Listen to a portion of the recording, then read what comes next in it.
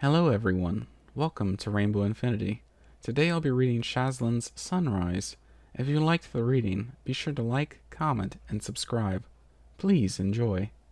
Daybreak over Equestria. Applejack paused for a moment to wipe the perspiration from her brow. The old plow was heavier than she was, and her fur was slick with sweat. As she flicked the salty droplets onto the ground, the same earth that she had plowed every year since she was a filly, she gazed up at the horizon. Dawn was breaking over the ever-free forest, and the sky was turning a gentle shade of orange, fading to yellow at the edges. It was beautiful. The pleasure of being up early enough to watch the sun rising every day was one of Applejack's favorite parts of tending Sweet Apple Acres. Applejack looked back to the work before her. The meadow was vast, but she had already finished more than half. The soil behind her was broken neatly into identical lines, the loam rich and fresh. Ahead of her, the ground was still scrubby with last winter's grass. There was a ways to go, but if she worked hard she could be done in an hour or so, in time for breakfast with Apple Bloom before she went to school.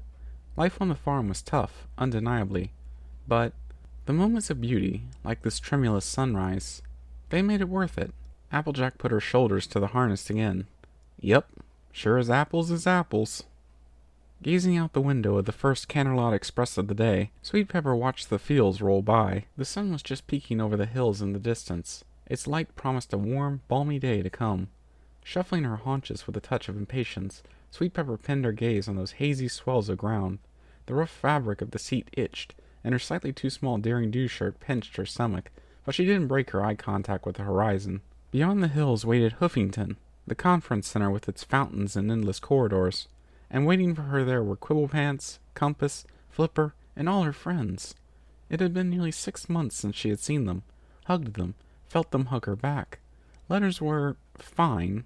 They were something, at least, but nothing could beat being there in the flesh, laughing with them all and arguing over all their pet theories in person. She glanced down at the convention schedule she held between her hooves. 9 a.m., Caballeron's character, the first panel of the day. Only a couple of hours left, and then she would be there. Not long left to wait. Good morning, Tia. The oaken doors to the breakfasting room swung shut behind the princess as she walked slowly towards the table, her face drawn and shadowed with the labors of a long night. Sister, good morrow! The second alicorn, already seated at the table, was far more chipper. The darker slumped into her own armchair and groaned. She lit her horn to pull one of the piled plates of pancakes over to her and began to spoon them into her mouth. Celestia covered her mouth with a hoof to hide a smile. Not very decorous of you, Luna. A grunt was her only answer. A hard night's work, then. A school over in Philadelphia had a manticore break into the gymnasium, Luna said shortly. 50 foals all having the same night terrors. I feel like I have been clawed and bitten by scores of manticores. Ah, Celestia said wisely, her horn still sparkling with magic, though her fork did not move. Behind her, Luna could see the edges of sunrise through the stained glass window. It is a worthy thing, sister, to protect our ponies. Shutting her eyes and swallowing another mouthful, Luna nodded warily. I know it. Come, Celestia said, her voice taking on a motherly tone. You need to take your own rest now, after watching over all of ours. Let me tuck you in. Shall I sing you a lullaby? Her eyes heavy with sleep, Luna barely managed to nod. That would be most agreeable. A white wing draped around a dark form. The two left the room side by side as the first of the sun's rays dappled the breakfast table. Wings pumping, heart thudding in her chest, Spitfire screeched into a hairpin turn and shot out the other side of it, a fiery contrail bursting out behind her. She soared straight into a loop, then another, then a third, ending in a spiraling barrel roll down towards the earth, the airstrip beneath her spinning like a top across her vision. Then, at the last second, pinions flared and she slammed to a halt, her breath sucking in slightly at the pain of the force on her wings. Finally, she leveled out and glided in a gentle cool-down loop around the airstrip. The sun was coming up beyond the cliff on which the Bolt's headquarters rested. Spitfire came out here every morning for her solo flight. She wasn't so young as she was, and it took some doing to keep up with the ceaseless torrent of fresh young rookies, but she never tired of this view. It was a beautiful one, even when you only saw flashes of it in between dives and loops. Down on the training field, a few ponies were already trotting out, doing their stretches or squinting up at her. One raised a hoof in greeting. Spitfire! Spitfire landed lightly and offered a hoof bump. Morning, Rainbow Crash. Taking in a deep breath, Fiddlesticks watched the first rays of dawn creep slowly over the treetops. The tiles she sat on were still damp with dew, and the barnyard far below her perch was quiescent. The chickens were still in their coop, and the pigs were splayed on their sides in the mud, the ribs rising and falling in the regular rhythm of sleep. Carefully, Fiddlesticks raised her violin to her jaw, her eyes fluttering shut as she did so. Her chin nestled into its familiar cradle, and the bow in her other hoof, strung with her own tail hair, quivered. Then she began to play. No jaunty dance or farmyard jig was this. There was nothing of fun or laughter in this song.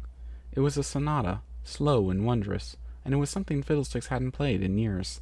Not since she was a filly, and there had been a cello and its gray-furred player to accompany her. But the sunrise was beautiful, and once she had seen it, she hadn't been able to sleep again. No, the pink-yellow sky had demanded that she go out there, to bask in the first rays of the day, alone even when surrounded by her family and her animal charges, and play to welcome in the new morning. So Fiddlesticks played her sister's song, tears trickling silently down her cheeks, and the notes flew high and pure and lonely on the morning air. Lightning Dust was losing. Her mane was plastered against her forehead, her wings were shaking with strain, and her heart was thumping hard enough that it seemed like it might burst out of the confines of her rib cage. And she was losing. Rainbow Dash was pulling ahead, and nothing Lightning Dust could do would help her to catch up. "No," she panted, breathless. "No, no!" They were pointing at her, laughing, every Wonderbolt, all of the ponies she had looked up to and inspired to be like, laughing at her, after she had trained so hard and sacrificed so much. They didn't want her. They crowded in closer and closer, their open mouths gaping pits of horror as the laughter boomed and swept over her like the tide. They were going to crush her if they kept pressing in. They were going to... She was... Gasping for air, Lightning jerked upright in bed, and just like that, it was over. She was back in the same familiar bedroom, the warm red walls and the white-trimmed windows. Sun filtered through the gauzy curtains, and though the space beside her was empty, the blanket crumpled and flung back, Lightning could hear the strains of music from outside. It was a beautiful morning. All was well with the world. And yet, some strange, indefinable feeling still gnawed at Lightning's stomach. It was like she was hollow. She had so much, gifts beyond imagining, beyond what she deserved, and what she had ever dreamed she would possess. But despite all the blessings in her life, blessings she knew any sane pony would content themselves with, they still weren't enough to fill that strangely empty void inside her. Do, re, mi, fa, sol, la, te. Sweetie Belle's voice climbed higher and higher with each note, and she held the final one for a little longer than necessary, listening to the sweet clarity of her voice. The training was paying off. Every day she felt like she could hear the difference from the one before. The characteristic vibrato of her voice was still there, but she didn't mind it so much now. Dulcet tone was right. It was just a part of her voice, not a flaw. She reversed the scale, pushing her voice all the way down into her chest to capture the right deep notes. Te, la, so, fa, mi, re, do. Sweetie Belle, darling. Rarity's voice drifted up from the floor below. Not that I don't love scales, but perhaps you ought to sing something else now? It has been half an hour. At the mention of the time, Sweetie Belle habitually glanced at the clock on her wall. It was only 7 o'clock. The sun was barely up yet. Still plenty of time before she had to start the walk to meet Toodaloo on the way to school. A little doubtfully, she glanced at the notebook on the bed. The pages lay open, her own cramped horn writing clustered across every leaf. When she wrote her song, she could hear every note just right in her head. But to sing her own songs out loud? What if her voice wasn't capable of the high, crystal notes she so wanted? What if she wasn't good enough? Sweetie Belle turned her head to look at the pink and purple cutie mark that now graced her flank. It still felt a little alien, but it was there, and it was hers. As a single ray of light fell across the bed onto the pages of the notebook, Sweetie Belle's green magic closed around the small volume and pulled it towards her. Perhaps it was time to try it out. Taking a deep draught of her tea, Autumn Blaze looked down, as she often did, at her oldest friend. Silhouette gloom was just barely visible, only quivering on the edges of existence. The sun was not yet strong enough to make her fully present, but it would be soon. Once, Autumn had waited every morning with bated breath for her shadow to appear. Only then could she give vent to the torrent of words inside her skull, with some pony, any pony, to listen to her. Some pony who could move, at least. And, if you put your head in profile and squinted down out of the corner of one eye, that could almost look like they were talking back. There had been a time when Autumn had dreaded the coming of night, had lit candle after candle, or even used her own Neuric form to cling to a little light. Anything to keep Silhouette Gloom with her and save herself from the horrible, crushing silence that being alone always brought. But now, Silhouette Gloom's advent was just a minor curiosity.